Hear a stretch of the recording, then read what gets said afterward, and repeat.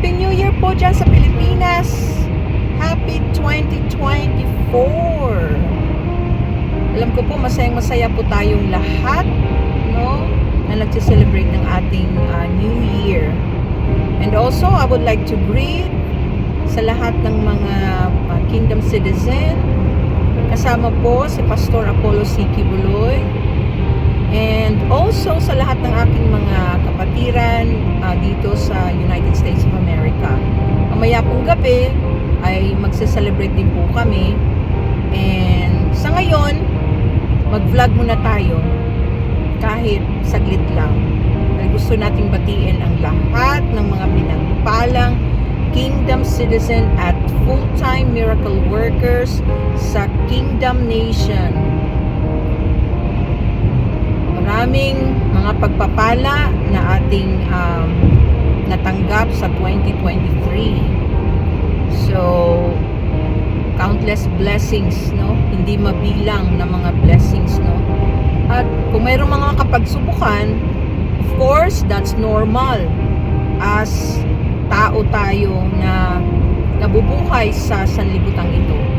So, currently, as you can see, nagdadrive ako papunta sa maganda at pinagpalang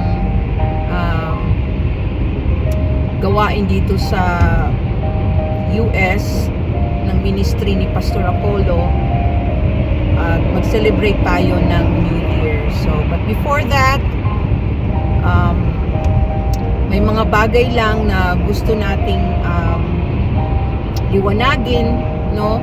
Especially sa lahat ng mga accusations that we have been hearing from all the accusers and persecutors of Pastor Apollo. But anyway, hindi naman tayo natatablan yan. Kaming lahat ng mga nandito sa kingdom, masigasig, masaya, at pinagpala. Lalong-lalo na sa grand opening ng pinakamalaking kingdom or arena sa buong mundo, indoor arena. So, we give thanks to the Almighty Father for all the blessings. But, sa ating vlog ngayon, kahit saglit lang, since 2021, no, ang kapatid niya, si Arlene Caminong, siya ang ating topic kasi nanahimik tayo, no, for this past few years. I think since 2021, especially sa akin na nakasama ko siya, no, kung napanood niyo na po yung aking first vlog, nakasama ko siya since 1991, nakilala ko po siya, and marami siyang sinasabing mga negative or accusations, against Pastor Apollo C. Kibuloy na opposite sa aking karanasan. At hindi lang ako, marami kami, So, of course, as a human being, no, nasasaktan tayo kasi ang buhay kasi din na naranasan ko nung hindi pa ako bumalik sa kingdom, no, it's hindi maganda dahil I have guilt sa nagawa ko kay Pastor Apollo, and of course ang manifestation niyan doon sa ating mga daily na ginagawa sa trabaho, sa ating pamilya, na tayo kasi as a human being, of course gusto natin mamuhay tayo ng tahimik at saka yung may peace of mind, and especially meron tayong spiritual life, which is in my case talagang yun ang hinahanap ko. But unfortunately, dahil marami tayong mga wrong choices sa buhay, kaya yung direksyon ng buhay natin medyo napariwara.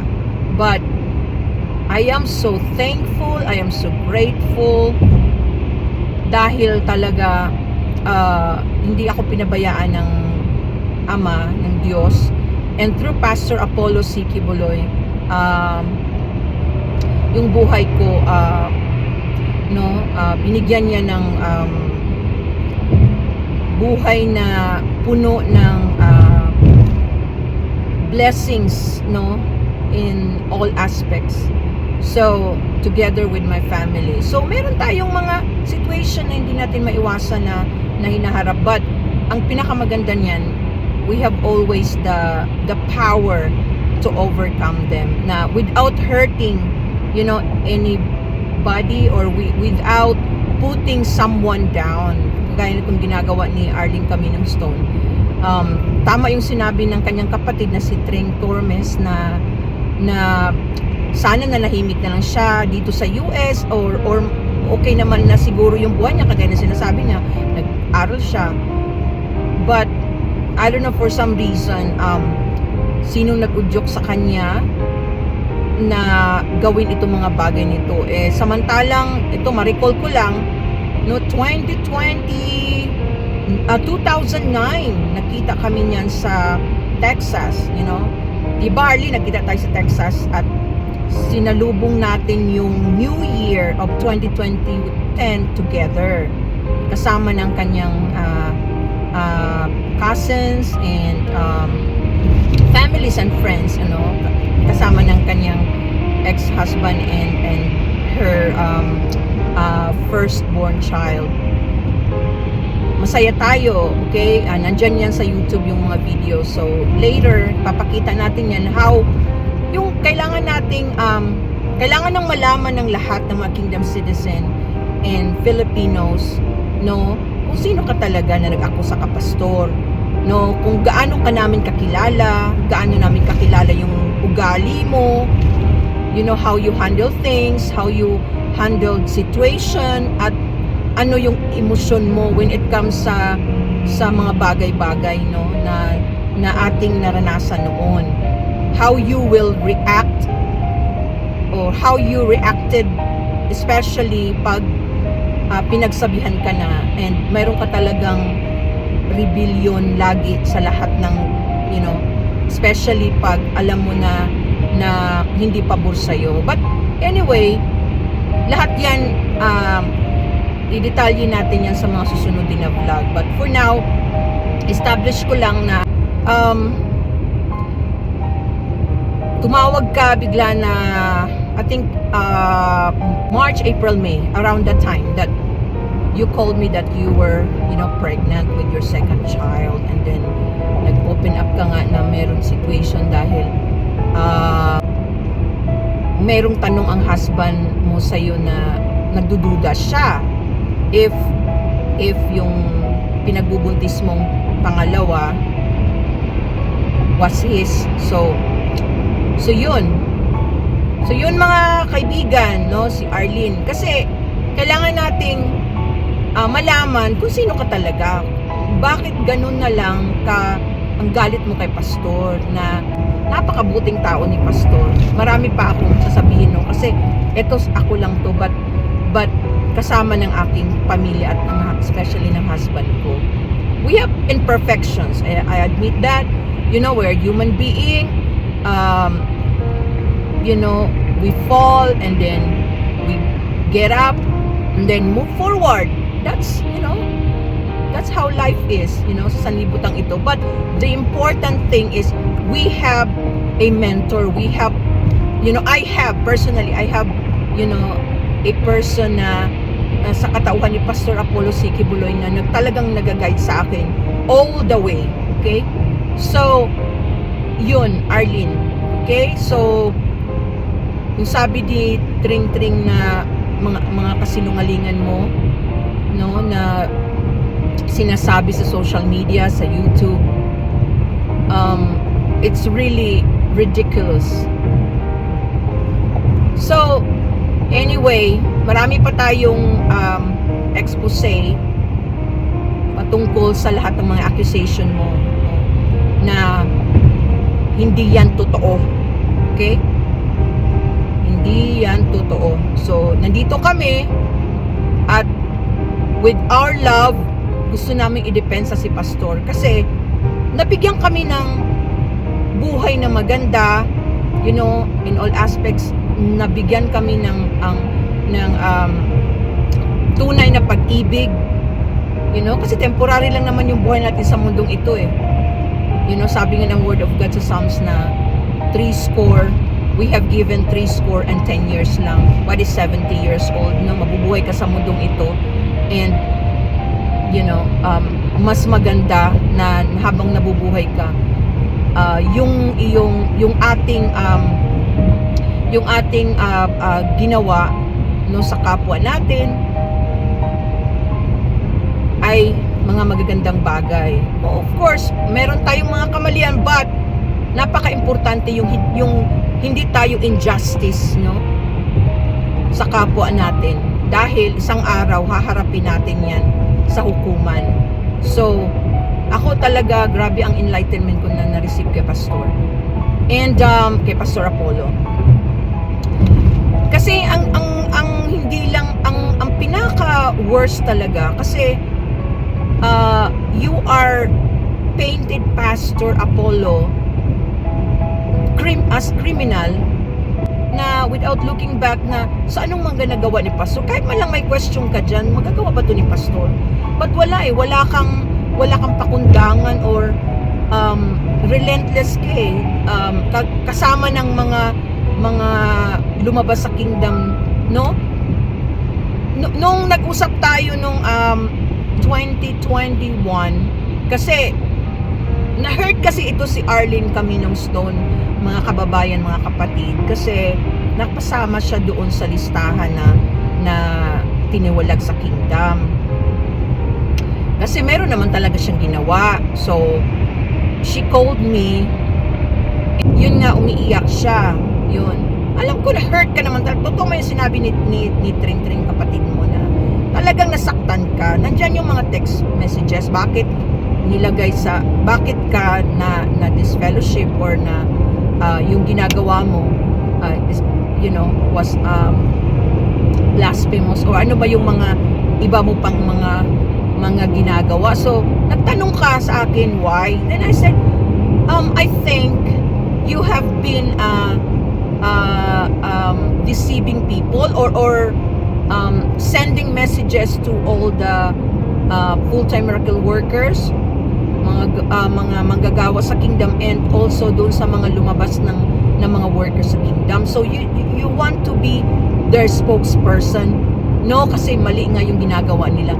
Na sana kung ikaw talaga gumagamit ng utak at saka puso, Arlene, tingnan mo kami ang nakilala mo, yung mga kasama mo ngayon. Tama yung sinabi talaga ni Tring Tring, ni Estrella, na yung mga kasama mo ngayon dyan na naninira kay Pastor, you know, hindi mo yan sila kilala, kami ang kilala mo, you know. Na sabi ko pa nga sa'yo, nandito naman ako, sana nagtanong ka, kinonfirm mo muna. Tsaka yung namang nasaktan kasi talaga to si Arlene, no? Nandyan yung mga, you know, text messages, and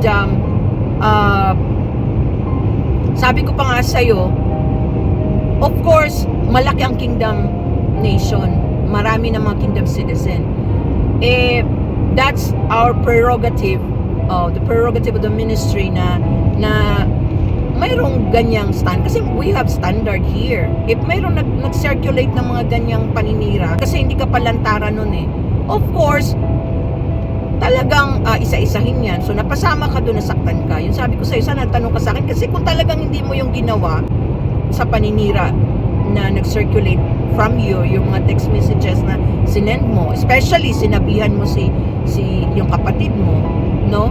Ginamit mo ang social media para you know, magsiraan si Pastor. So yun ang nangyari.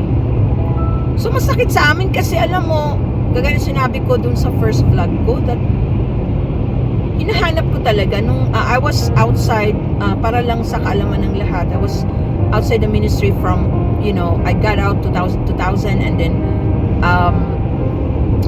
namuhay ako, nagkapamilya ako, no, nag-abroad ako. 9 years total yun. But kahit may pera ka, hindi yung kasagutan. So when I reconcile back to Pastor Apollo C. Quiboloy, doon ko naramdaman talaga na ito yung hinahanap talaga ng puso ko. So, hindi ko mawari, hindi ko maintindihan kung bakit ikaw, opposite tayo, no, ng hinahanap. So, anyway, kanya-kanyang desisyon lang yan. Pero sana, namuhay ka na ng tahimik. Kumbaga, hindi ka na naging hero dyan na, you know, you are trying to, as I said, hero sa lahat ng mga lumabas ng worker na kuno na-rape sila, kuno tinraffic sila, di naman yan totoo ng mga accusations mo. So, yun lang muna ang ating vlog sa araw na ito. Happy New Year uli. At marami pa yan. I-continue natin yung naging buhay mo dito sa United States of America, kasi ang akala ng lahat, as in talaga, when you say US, it's, you know, yung buhay mo talaga dito, okay na. No. Matatawa lang ako. Yeah, it's true, partly, that this is the land of milk and honey. But, if you will work hard, yung 24/7 talaga, no? But yun nga, kung yung pamilya mo na sa Pilipinas, mangungulila ka rin. And anyway, at least tayo, malaking pribileyo na nakakauwi tayo ng Pilipinas, you know. Except lang nitong pandemic, dahil talagang bawal umuwi. But anyway, soon magkita-kita tayo dyan sa Davao, and sabay-sabay nating salubungin ang 2024 na, you know, with all the blessings na ibinigay ng Diyos sa ating lahat. So, Happy New Year sa lahat, sa Pilipinas, mga Filipinos, at sa lahat ng mga kapatiran sa buong mundo. And to you, Pastor, we love you. You are always in, you know, in our hearts, in our prayers. Na alam namin po, Pastor, na simula't simula pa, lahat po ng mga inakusa sa inyo ay hindi po totoo. At kilala po namin kayo, Pastor. At kami po ang magsasalita para po sa inyo, dahil alam po namin, Pastor, na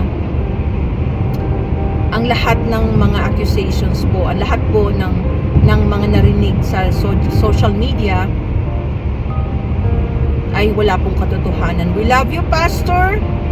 On behalf of all the full-time miracle workers here in the United States of America, Happy New Year po sa inyo, Pastor, at sa lahat po ng aming mga administrators po, sa aming mga leaders na walang sawa po na nagbibigay sa amin ng guidance upang kami po ay magkaroon ng